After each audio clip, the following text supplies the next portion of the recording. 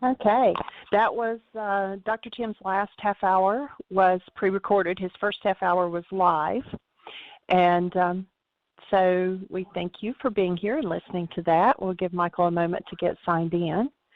And Nene, I see you in the chat room and that you're here just for a little while. Are you also already on the switchboard? If so, press 1. And as soon as Michael gets on, since you just have a few minutes, we'll get to you first. And so, Michael, I don't see her number in the switchboard yet, but Nene says she has just a few minutes and she would like to share an experience from the interview and meditation that she did. Oh, great, let's go for it. She raised her hand. All right, Nene, Sweet. you're on. Hey, Nene, go ahead. Welcome. Yes, good afternoon. Hello. Hi there, young lady. Welcome. Thank you. Well, I would like to share a beautiful experience about the Aramaic Forgiveness. And first of all, good afternoon, everybody, and thank you so much for holding the space for me to becoming the Hispanic voice of the Aramaic Forgiveness. And so last week, I was interviewed by a lady that is in the Yoga Nidra meditation and in the from the forgiveness group that was organized by Carmen last year. So in the interview, I spoke a little bit about that healing. It sometimes has those symptoms, well, all the time, and it's not very popular because you have to go through those, but knowing that healing is the energy coming out, and we did a quick cancellation. I invited everybody to have set a goal they've had and then to cancel, and we invoked rūḥā. So we went through that process, and it went very nicely. The following day, I had an Aramaic meditation in Spanish. And I'm sorry, it's just that I had a meditation and my mind is a little confused. So I had the interview, and the host asks me, please, to do a forgiveness worksheet with her the following day. That's how it is. So we have the session, and I said, okay, what would you like to work on? And she explained to me about her doctor and injury she had, a very traumatic dental surgery.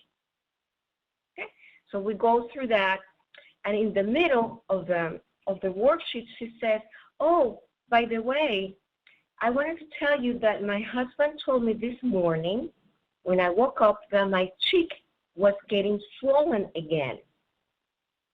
Okay, so I said, well, perhaps because last night you did a cancellation, and when you cancel the goal and you experiment the superpower, the super processor, and energy comes out, maybe it's, in your cheek where you have the trauma.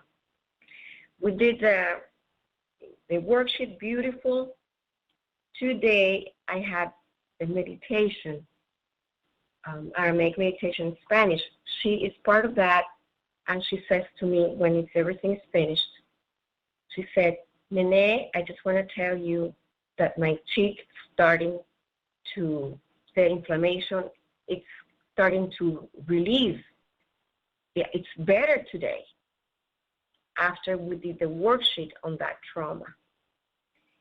So I think it's a beautiful example of the healing process of holding the space of love when the erratic energies come out. When you cancel the goal, you access that dissociated part and then ask rūḥā. I am thrilled with that experience. Sweet. Sounds like she got the whole process of what forgiveness really is on a whole new level, and then got to experience how it shifts energy in her energy field, or what people call her body. That's awesome. Mm-hmm.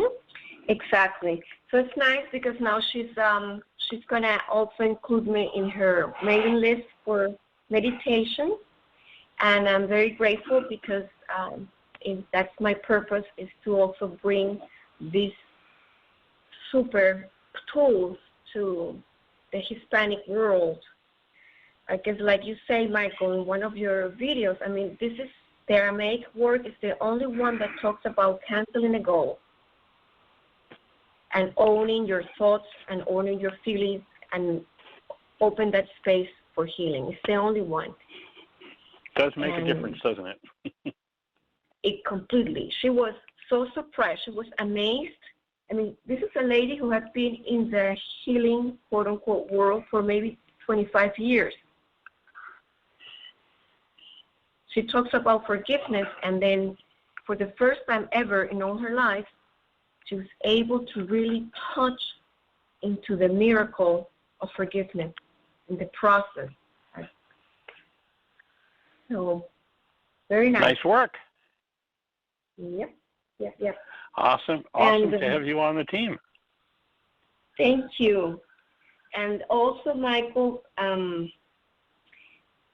wrote, I copied from the video what you say about choice, and I think you said it very poetically. Beautiful. That soul comes from the soul, carried out through the mind, and then if you can clarify a little bit more about the decision, the big difference, where decision comes from.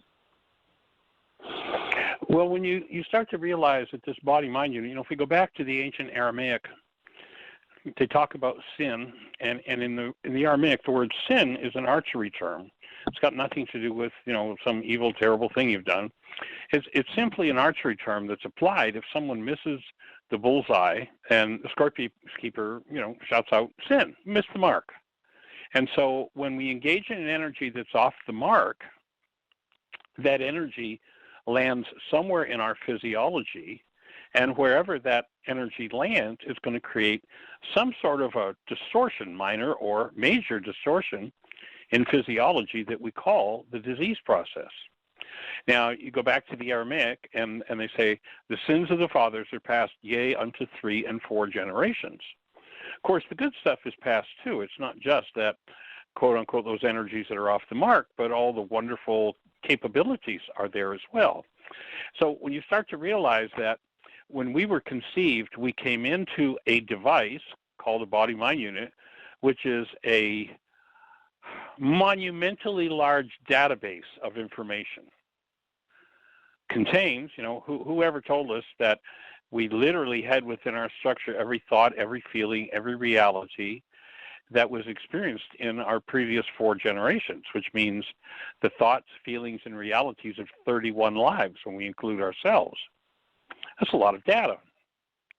Now, because the mind works by the law of resonance, and resonance creates motion, that data enters into our awareness through resonance. So a simple example of resonance is I have 2 tuning forks. They're both a middle C. I put the middle C tuning fork and I hit it on it, take it and hit it on a desk, and I put it in front of a second middle C tuning fork.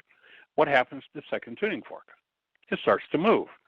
It absorbs some of the energy of the primary tuning fork, and as a result, it begins to vibrate.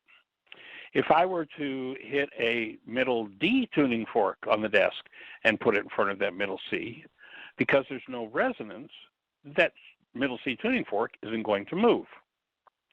So this is a good model for how the mind works. If I say, don't think about the color of your car, through resonance, certain information fires in your mind, and if you don't know any better, I say, well, what are you thinking about? The average person says, I'm thinking about the color of my car. So resonance caused brain cells to fire. So, of course, it's not a thinking process. It's just a pure resonance process. Or we could call that process decision. So any experience that we come across that there is content in brain cells for, information that resonates with that experience, our mind is going to make a decision. Brain cells are going to fire, and, let's say we've got someone who, they live in a world of terror and fear, and new experiences mean terror to them. So here comes a new experience. What fires in brain cells? What resonates? A decision to be in terror. Another person loves new opportunities, loves new adventures, and is excited by it. So they're presented with a new experience, and what decision does their mind make? Oh, exciting, new opportunity. So the mind is a decision-making device that will serve up whatever is resonated by the experiences, the energy patterns of the moment. And those decisions come from the past, and if we follow them, we'll tend to keep playing out the past. In essence, the title of my book, Why Is This Happening to Me Again? So the offering is that we can play out this decision-making machine, and it will run everything, all our lives, according to the patterns of our previous generations. Or we can begin to apply forgiveness and remove those dis-ease energies, those sin energies, and we can, through choice and conscious awareness, bring in something totally, completely new and different. And now we're functioning out of choice, which is one of the 5 smooth stones of David. Remember that story about the 5 smooth stones? Goliath is this, 9-foot-tall fighting machine with swords and shields and spears and armor, and nobody can defeat him. Nobody can fight him. And that's the ego. That's the multi-generational decision-making mind. And it seems like it's impossible to bring it down. But here's this little guy, David, who can't even wear armor. He's so small, but he has these higher faculties, one of them being choice. And with choice, you take Goliath apart. And so whatever resonates from the past, instead of having to be locked in, people who have thought disorders, let's say a thought disorder based in I'm broken, I'm no good. So every time they come across a situation where someone challenges them, what decision does their mind make? Oh, I'm no good, I'm broken. Well, if I have forgiveness, I can go in and remove the decisions based in I'm no good, I'm broken, and I can choose to bring in something new. Oh, I became aware as I held a newborn child that I'm made of that same pure essence of love as the newborn. Now I introduce a new idea to my mind.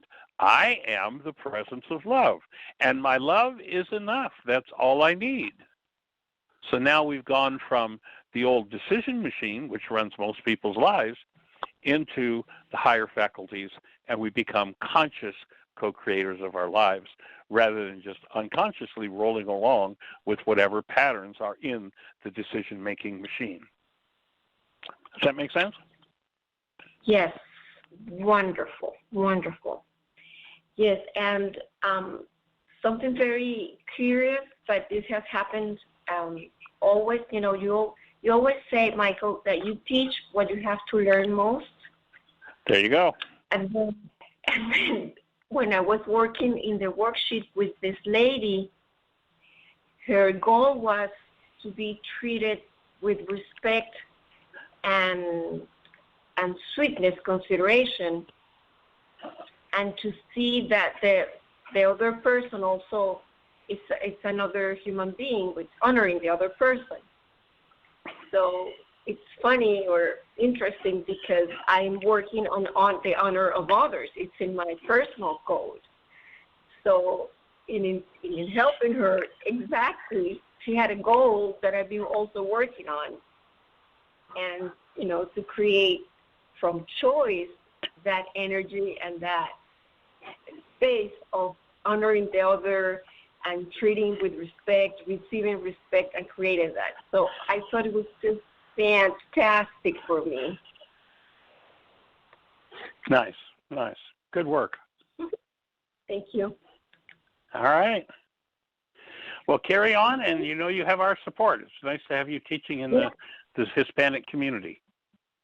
Yeah, thank you. I'll see you later in the group. Thank you so much. Hugs and kisses. Bye. Okay, blessings. See you at 6 o'clock in the intensive. All right. All right, Miss Jeanie, do we have anybody else out there with a hand up in the phone queue or anything happening in the chat room? No, on both counts. However, there was a question raised right at the end of Dr. Tim's. He did the first half hour live, and then the second half hour was recorded, but there wasn't enough time in between for me to give an answer. And Joan typed in the chat room she'd like to hear my answers. So after you read from the book and head us off with an intro, then if nobody raises a hand, I'll fill in the space. Oh, great. All right. Well, we're having this conversation with Richard in the book. We're in chapter 4, Purpose of Pain. And if you've got the book handy, we're on page 29. And we've been talking about the fact that drugs can shut down an energy. Let's say, for instance, perhaps an energy that's causing pain. So the pain goes away. So somebody says, see, the drug worked. So we've just been having a conversation about, well, it depends what you define as worked. If your objective is to simply get rid of and not be aware of any quality of disintegrative energy in the structure, then great, a drug can do that very effectively. But if you're talking about healing the energetic patterns that create disease in the structure, just hiding something away, it doesn't work at all. The person who, instead of actually vacuuming the house and cleaning it out every time there's dirt spilled on the floor, just lifts the rug up and sweeps the dirt under the rug and 20, 30, 40, 50, 60 years later, people are sweeping their dirt, their hostility, their fear, their rage, their guilt under awareness out of the way, and then having to drug themselves to keep out of that awareness. Those disintegrative energies are going to create dis-ease processes within the organic structure. The person who never actually cleans the crumbs up in the kitchen ends up with cockroaches. And, there's an old saying, if you feed them, they will come. So if all the dirt and all the food crumbs and all the waste goes under the carpet, it seems like, well, see, everything looks fine. But the cockroaches, the mice, the critters are going to come. It's no different inside of the human body. The cockroaches, the mice and such, they're called reducer organisms. Where there is energy, where there is a food supply that does not belong in the environment, those things will come to clean it up and get rid of it. Well, it's no different inside of the structure. If we put disintegrative qualities of energy and say, well, yeah, I was enraged yesterday, but it was caused by that guy over there, and I don't really have anything to deal with, so I'm just going to forget it. Well, I've just swept my rage under the rug. And in the same way, it's going to create an attractive field for some kind of critter, bacteria, virus, whatever, to come along and start to clean up the mess. The reducer organisms are meant to keep the environment clean. Doesn't matter whether it's inside the body or outside the body. And to a great degree, if there's no actual healing work that happens, when one takes a drug, a drug can be very helpful for treatment, but if somebody doesn't do the healing work, then the reducer organisms are going to go to work and clean up the mess. And the messed up organs that are, that end up deteriorating as a result of those disintegrative energies eventually break down and create death. That's why in the ancient Aramaic, they said the wages of sin is death. That wasn't some kind of theological threat, God's going to get you for your sins. They were just saying, here's how physiology works. You put enough disintegrative energy into any particular part of your organic structure, and your organic structure is going to begin to break down. Begin to address and remove or forgive those disintegrative energies, and you're going to see health returning to those structures. So that's kind of the background of where we've been, and we're talking about the purpose of pain with Richard. And I've just said to him, the action of most drugs, legal or illegal, including caffeine, nicotine, sugar, alcohol, or junk food, is to lower the vitality of the system sufficiently so that the pain we desire to suppress remains out of conscious awareness. Notice I said out of conscious awareness, not gone or cured. It only means that we're no longer aware of it. If we use drugs to suppress pain and the cause of the pain is still intact, sooner or later it will surface somewhere in the system, often under the guise of a quote-unquote side effect. What you cannot see or feel, you cannot heal. However, pain is not required. It is only a motivator. If we consciously choose to motivate ourselves, then instead of no pain, no gain, Our lives will be no pain, no pain. The key thought at this point is life is designed to give us as many opportunities as we need to heal. If we don't take the initiative and do our inner work, life often motivates us through pain. Well, does that mean I should never take drugs, Richard asked. I said, there are benefits to drug use in that you have better short-term function where you keep your pain suppressed. But true healing is impossible in that state. Drugs in the hands of a true healer can be used to temporarily control threatening symptoms, and they can save a life. However, they don't heal, though they can buy time to do the necessary inner work of healing. If you've got an actual healing substance, if this pill were an actual healing substance, there would not be an insert that says, and here's what's going to happen. Here are the terrible effects, that are going to happen. Actually, the insert would say, and here are the wonderful things that are going to happen. Your hair is going to get shinier, your eyes will get brighter, your skin will be better, your elimination will be better, your lungs will function better. A healing substance is going to have that kind of an insert in it. If we have an insert that says, and you better watch for this, and you may end up with that disease, and there may be sudden death due to this, then what you know is you have a disease disguised as a cure. And I'm not saying don't ever use that disease, because if your life is threatened and you can, with that disease-inducing substance, shut down the life-threatening aspect of a disease, then you can buy time to do your healing work. So let's make sure that we hand people healing tools at the same time as we use those things that induce oftentimes more symptoms than they suppress. I went on to reinforce that healing does not come from a drug any more than a fire is put out by cutting the wires to an alarm bell. He seemed to relate to the idea that drugs shut down the highly tuned mechanism of feelings and rob us of our feedback. The mind cannot show us what it is we're unwilling to see, and therefore distorts every situation where there is denial. Drugs simply reinforce the blockages denial creates. They're like a physical form of denial. If one does not have and use the tools with which to heal, drugs tend to become a way of life, a one-way ticket to degeneration. I shared with Richard a poem that sums up perfectly for me the whole disease impact and our part of it. Each moment of love, each moment of giving, each moment of joy is a moment of living. Each moment of anger, each moment of lying, each moment of fear is a moment of dying. All our moments add together like the digits in a sum, and the answer tells us plainly whether life or death shall come. So at each moment, what energetic patterns do we engage in, and what kind of results do they produce?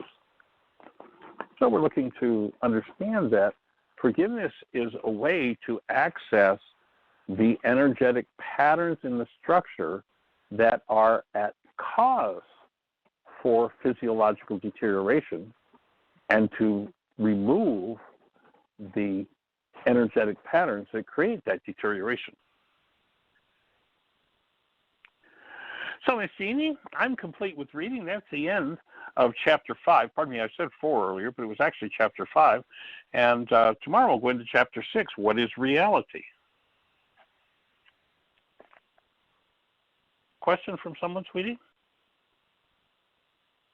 Well, it was actually Dr. Tim had shared that his class last night joined another group. They had invited them to join their Zoom group. And there's a lot of racket on your end there, Michael. And so in the group that they joined, they were very, I guess, evangelical or very much following biblical readings. And so they had a challenge, I guess, of how it correlated. And so anyway, I said, well, I had a perfect example to give. And I put the link to this in the notes for today, so you can go out and read it yourself if you like. But a lady had scheduled and arranged for me to do a women's all-day workshop here. This was a few years ago. And she questioned, after she had set it up and we were getting close to the date, then she kind of went into a panic that, oh, what if, what I teach isn't in accord with what they believed, and they were very evangelical. And so this was basically a letter that I had sent to her, and I reworded it to be very generic instead of calling her by name or whatever. So I said, I think that this would help answer anybody that had that kind of question. So I put, this is how my work follows Yeshua, a.k.a. Jesus, and what he said and did. Allow me to expand upon what I do. Some have called me a heretic or said that I'm part of a cult. First, let me say that it doesn't matter what your belief system is. These tools work, and they will change your life if you use them. I accepted Jesus Christ, Yeshua, as my Savior when I was 15 years old. Though through my life, I have held it to be true that there is a difference in Savior and Lord. Many people have asked him, supposedly, to be their Savior as a fire escape, but they have never allowed him to be the Lord of their life. And there is a difference between those two. If he's Lord, then we follow him and do, to the best of our ability, what he said to do. And the fruit of our life reflects him. Many people call themselves Christians, which means Christ-like, and yet there is nothing that resembles Christ in their daily life except on Sunday. With that being said, the workshops that I do are totally based on what Jesus said that we do in order to have life abundantly. However, the workshops are not about getting people to change their religion or even to accept Jesus as Savior, but it is based on what he taught was required for life to be full, and everybody wants their life to be full. I have seen people who have had terrible church experiences, and they are ready to give up on God based on what some Christian said or did towards them. I want to reach them too, not just those who believe exactly like I do. And when people can understand that, their world that they create for themselves is based on what they hold within themselves and not what someone outside does. Then they begin to have hope, and they eventually turn back to their true nature, which is love. This work is like when Jesus spoke in parables, telling a story with an earthly meaning, and the people would actually be getting something with a heavenly meaning. It's kind of like sneaking in the back door, but it's all based on what he said. This work is theology, yes, from the Aramaic, which was Jesus' original language. In Aramaic, there are some things that are backwards. There are some things that are backwards than what we've been taught, like forgive as to your brother. That means remove things that you blame on your brother. He who judges another is guilty of the same practice. It's not about letting the other person off the hook for whatever it is that they did that triggered one's own emotions. He said, take up your cross and follow me. Our cross is whatever in our world keeps us separated from love, separated from God, and from being God, from the being that God created us to be. The cross might be great fear for another person, for one person, and terrible anger for another, or guilt or shame for another. That's the cross that we need to look at and be done with. It's not always an easy task. Paul said, why is it the things I would do I can't, and the things that I would not do is what I do? It's because it's all inside. If that is never removed or forgiven, then it will continue to repeat in our lives. We run on an automatic decision system most of the time instead of conscious choice.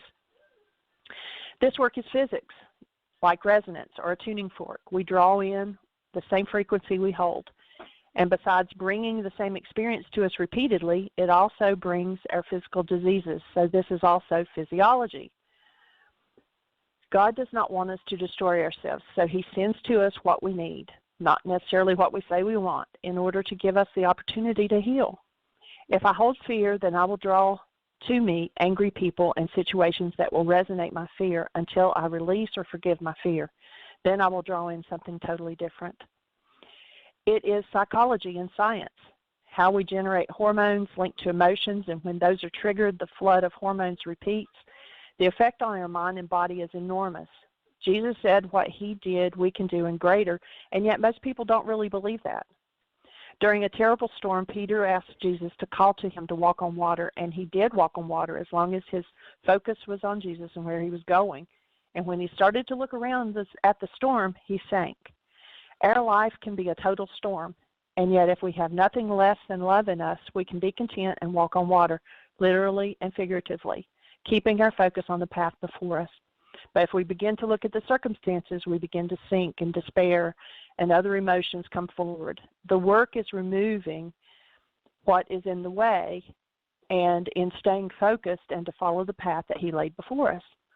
One of the most difficult things is to understand that we do it to ourselves and we can undo it. I help people to learn, we help people to learn how to undo the garbage. All of this is also not on our own. God placed in us the Holy Spirit, called rūḥā, within us to guide us and teach us. But we're not puppets. We have free will. We can choose to stay in the mess and be unforgiving, or we can ask rūḥā to assist us in doing what we need to do to clean it up. If we don't ask, then we're left stuck in unforgiveness. We can't do it on our own. Jesus said more than to just call on him. He gave us a task to do. Faith without works is dead. Salvation is by faith through grace and not of ourselves. It's a gift of God, not of works. But he also gave a commandment to love our enemies, to teach others to observe all things he commanded, to get rid of whatever causes you to sin. Sin in Aramaic means off the mark, an energy that is less than love. And he gave us many more examples. He gave the example of removing everything from within that could keep him from rebuilding his structure after the crucifixion. He did this in the garden when he prayed and sweat blood. He stepped forth from the garden totally connected to the Father. This work is genetics and DNA. We carry the sins of the fathers, 3 and 4 generations, in our bodies, our carbon-based memory, and it pops up when triggered out of its own volition. Not that we want to repeat those patterns, but it is what we learned. So, just because I don't teach specifically what Bible verses and such, and I can, but I don't, I do teach what the Lord said to teach, and I see miracles happen in people's lives when they realize that there is hope. From there, they make the choice to search deeper into their own process to find God. It's fine for anyone to disagree with me, but the bottom line is use the tools and see if it works, and I promise it does. A belief that I hold true is that if 2 or more are gathered together, there is strength. And when stuff is up in my face and I can't always remain in a connected space with love, with the love of God foremost, but if another person who is not emotionally linked to my issue can hold the space of love for me, then active for me, then I can heal. This workshop that I'm about to do is women only, and together we hold the space for each other and create atmosphere for real healing to take place. Not taking credit for the healing itself, but responsible for being part in it. And we must heal the whole woman to truly heal body, mind, spirit, and soul. And then I put my purpose in there, and then I say, I am a Christian, and I do my best to show the love of God. And if I'm falling short, then I do want to be held accountable. And while my workshops can and do lead people toward God, that is not my primary purpose. I offer tools for letting go of patterns that destroy lives, explain how to relieve stress, offer a way to find one's purpose on this earth and how to work through relationships, and how this energy system that we call a physical body works with the mind and the spirit.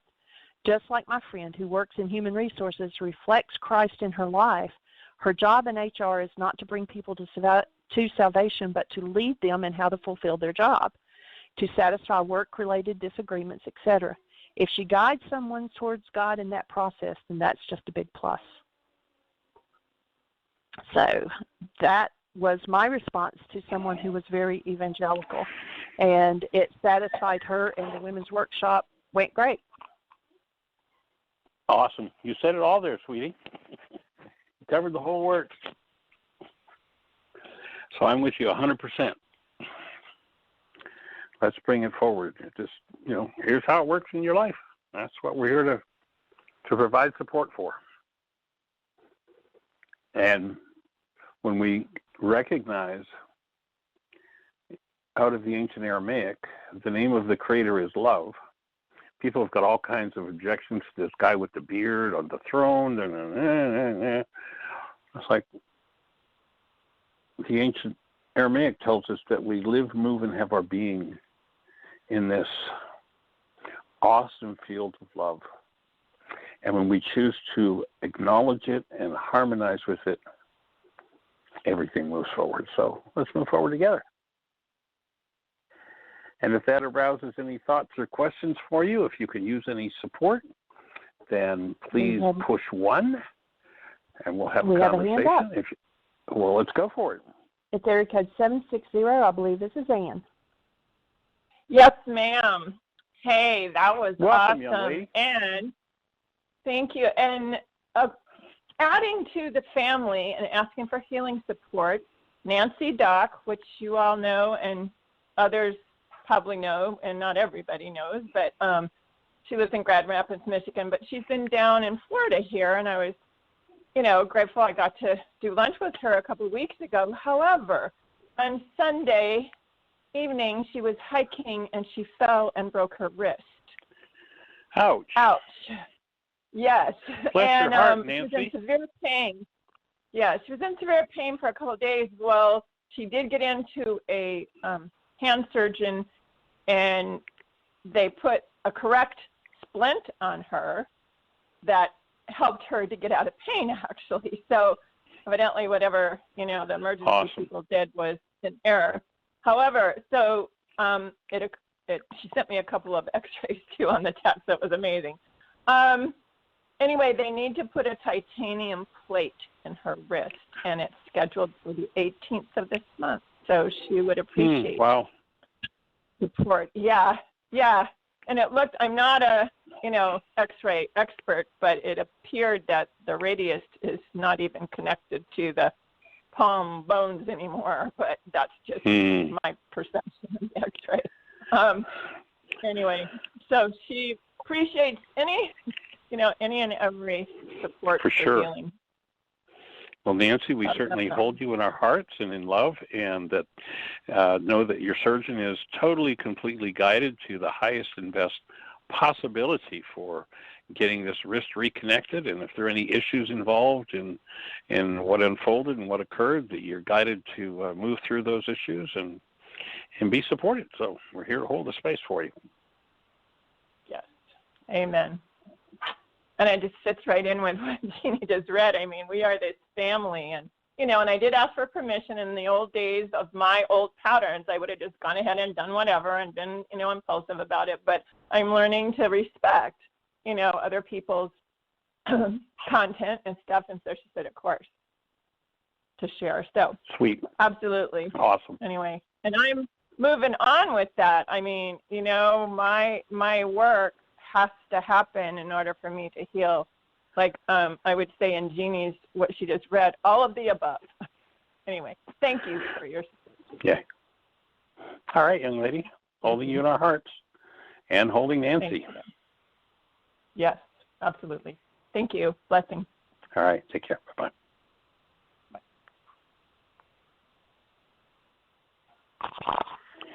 So, all right, Miss Jeanie, 563. What do you think? 999-3581. We have 21 minutes. We've got plenty of time to cover another topic.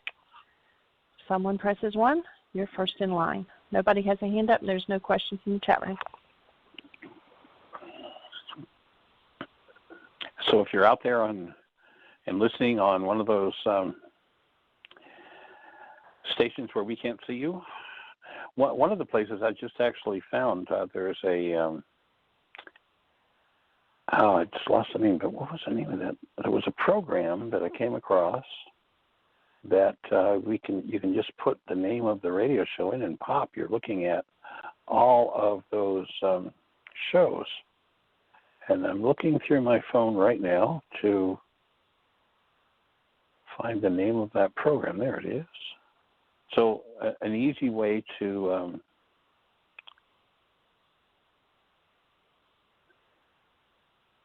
how do you like that? The program doesn't say.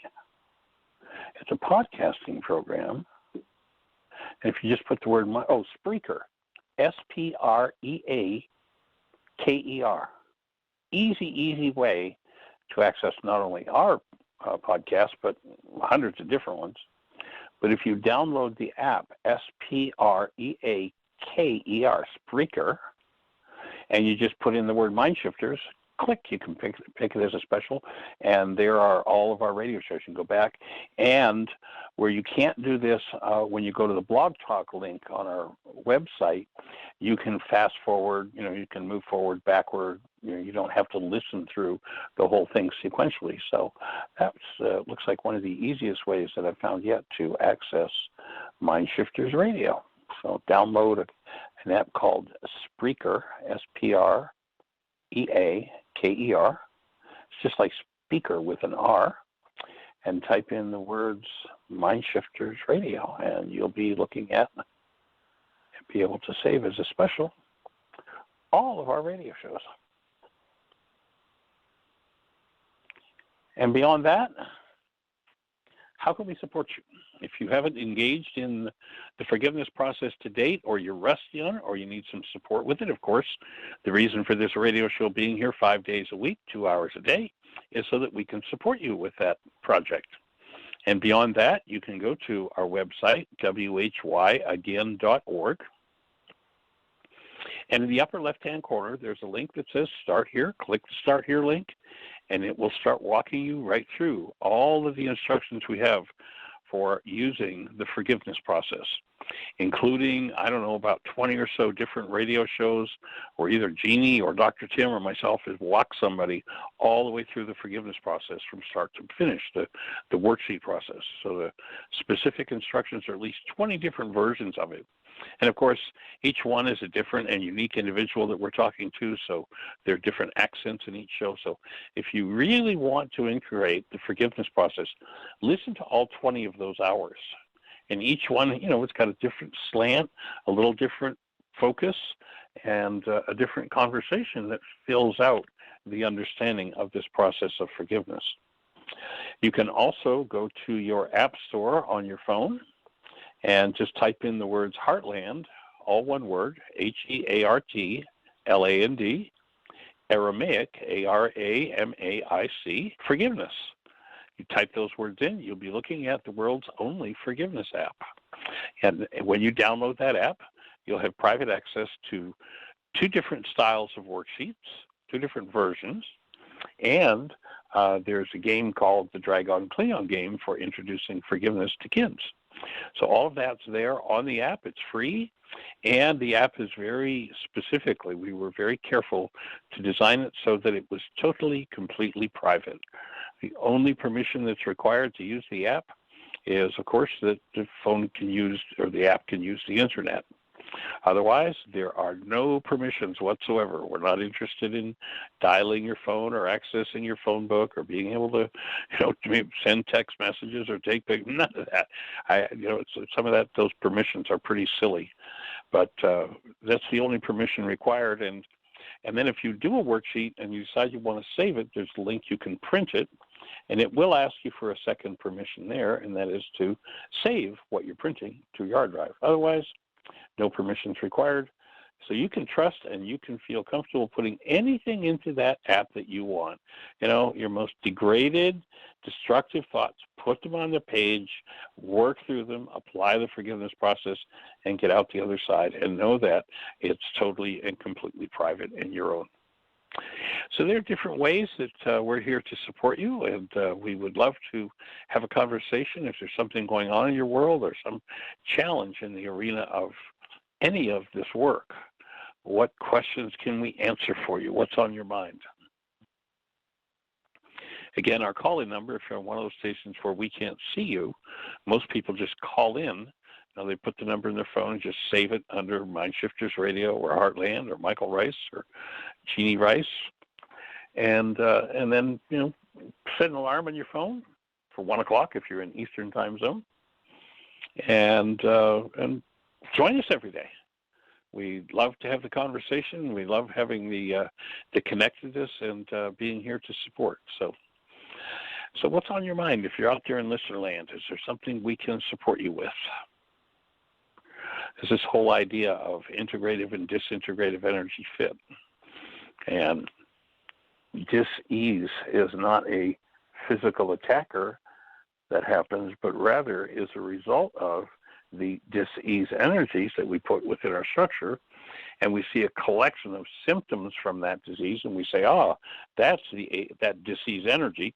And we say, oh, that's the ABC disease, but all the ABC disease is a collection of certain reflections of different qualities of energy. And I have the right and the ability to take the energy patterns out of my structure that don't belong within me. So we're here to change the game for everyone, move to that place where choice is active continuously. And so when the mind serves something up of the old hostility and fear game that might tend to catch your attention so deeply you get trapped in it, the tools are there for removing yourself. So what's on your mind? How can we support you? We've got about 15 minutes, so it's time for a great conversation as yet to move these tools forward in your world. I just got a text from... Oh. Go ahead. I just got a text from Julie Haverstick, and she said, you can support us all here as it's very icy, it's raining, freezing, and I don't know what I think she mistyped, says something like, I think it's supposed to say 27 degrees. Ouch. Chilly Willy. I was talking to a woman up in northern Michigan this morning, and it was -8 degrees up there. So I'm glad we're down here where it's in the 50s today. So we'll hold Heartland in a blessing, and everybody out there safe. Stay indoors. Don't need to go out in the ice and snow or cold and wet, freezing rain. Just, let's stay home till the sun comes out. And we'll see the sun coming out soon and warming up and assisting the earth, getting ready. We're not far away from springing. We're now into the second week of February, so holding a space for warmth and healing all around the world. You look at the chaos that has been inspired in our world today with this whole COVID experience and all the fake news from every side of the equation, the whole political spectrum. A lot of people are just so confused. And, confusion, people say, well, I'm confused because, well, you'll notice that every time in your life you've been confused, you've been there. Does it ever occur to you that confusion is maybe a product of your own mind? And when you clean up your mind, you get to free yourself from confusion. I know there are a lot of very alluring conspiracy theories out there about everything everybody could object to, this bug, whatever it happens to be, all kinds of things. And people can get lost in those stories and those conspiracy theories, and confusion becomes a massive result. We have people who are promoting alternative facts, which of course is an oxymoron. It's silliness, but sometimes that's what the mind does. So we invite you to take the tools. If you find yourself in a state of confusion, that's when to do your next wake-up sheet. That's when to clear out the next layer of the mind energy that's of a conflicting nature that's happening and moving inside of you. We are designed for clarity, for strength, and a sound mind, as the ancient scriptures talk about. But, kings don't particularly like people having sound minds, so they put all kinds of insane energy out there, rage and fear and intimidation and hatred, put out the thought, somebody else is your enemy. And if people buy into that mind energy, they can end up in that corner. And if you're there, take the forgiveness process, clear the layers of what never belonged, clear the belief in the lies, and give your mind permission to show you only the truth of what's happening. If we've lived in a world where we had modeled for us lies at every turn, then the mind will tend to feed us lies, and we'll believe our own lies. If it's based in hostility or fear, one thing you can rest assured is that it's based in corrupt data. And anything that's based in corrupt data is not true. There may be facets of it that appear to be true, but the root that comes from hostility or fear is simply not true. And so we're looking to apply the tool of forgiveness to remove hostility and fear from the mind so that the mind can be properly fueled by the active presence of love. So that's what we're here to support. We're here to work toward building a global community of people who are really, truly willing to be there for each other, holding the space, holding to the presence of active love, and bringing forward truth, be truth with a capital T.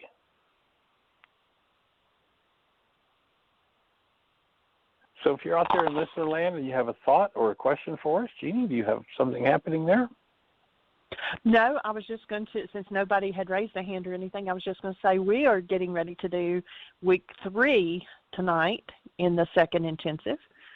So tonight from 6 to 8 is our 3rd online meeting live. Yes. And if there's anybody out there that really wants to tap in and do some work, if you're ready for an intensive and you're ready to put in some work to catch up, it's not too late. It's still possible to key in. You know, everything is being video recorded, so the intensive consists of 4 hours of self-study and video every week, and then a 2-hour live Zoom meeting every Wednesday night from 6 to 8 o'clock Eastern Time. So if you're ready to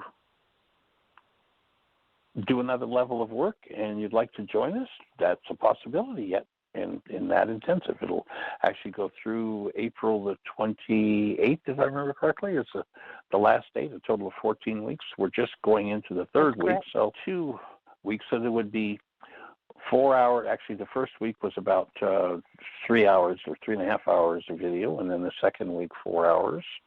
And so it's not too far behind to catch up on those. And then each week there's been an additional 2-hour conversation, question, answer, processing. And so if you feel like you want to catch up with the group, that's a possibility. And if you want to drop Jeanie a note, JEANIE at WHYagain.org. Or if you've got her number, my number, you're welcome to give us a call. Make sure if you drop her a note that you give her your phone number, and we'll be in touch and see if it's something that's appropriate for you.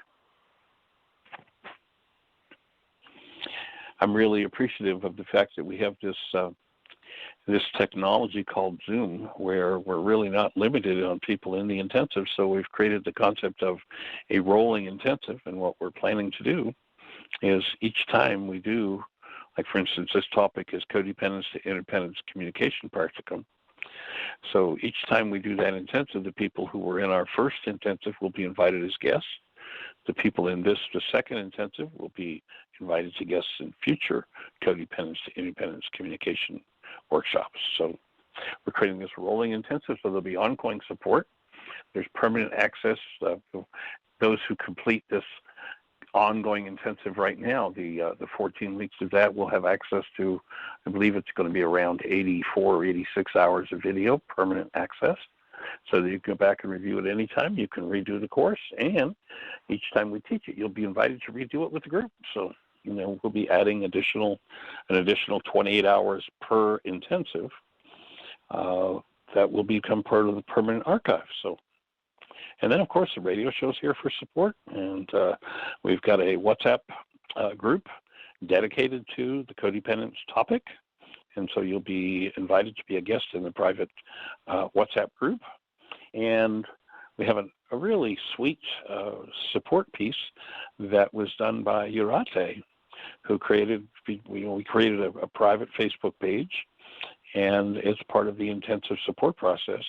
And she's created a whole 14-week menu system for fresh and raw food. You know, when we do intensives at Heartland, we do total fresh and raw.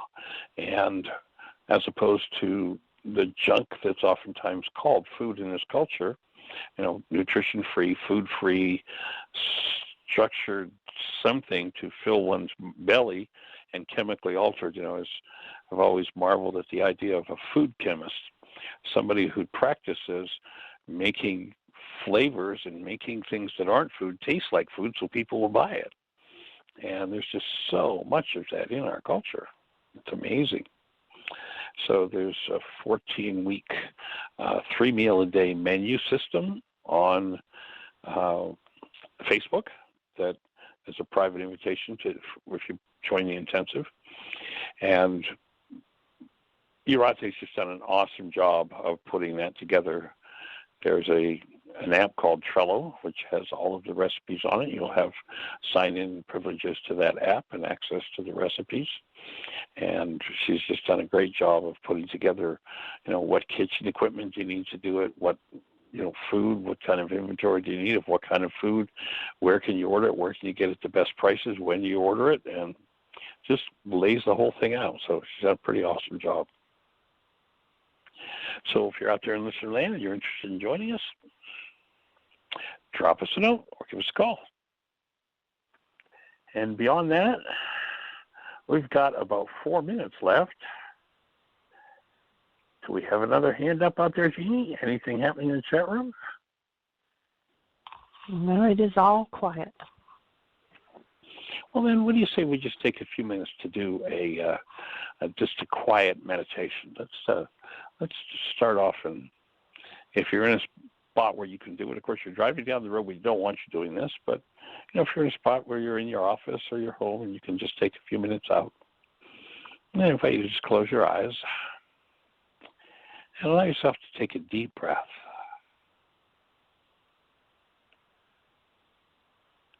Yeah, just let everything soften and everything go.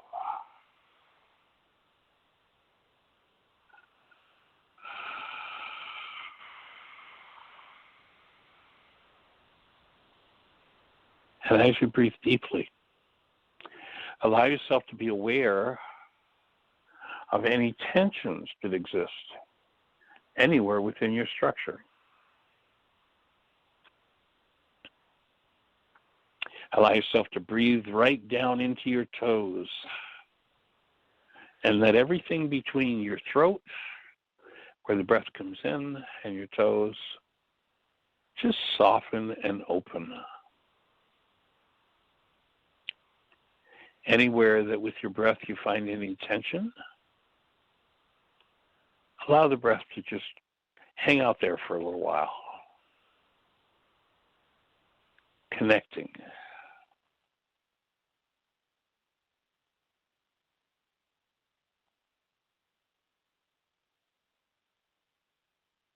And as you breathe, you might just take a few moments to let go of all of the goals for the day. Let your mind be stress-free just for the next couple of minutes. Cancel the goal to run off and do anything. Let go of all goals for the rest of the day.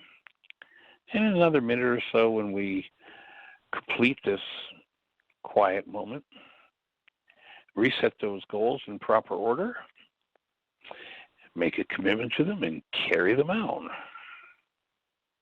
But allow yourself a moment or two to be stress-free and just breathe.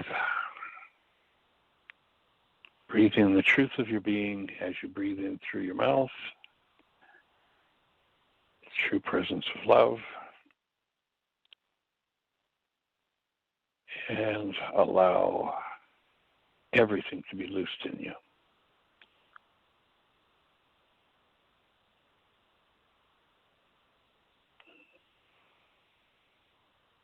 And we join you in creating the best year yet of your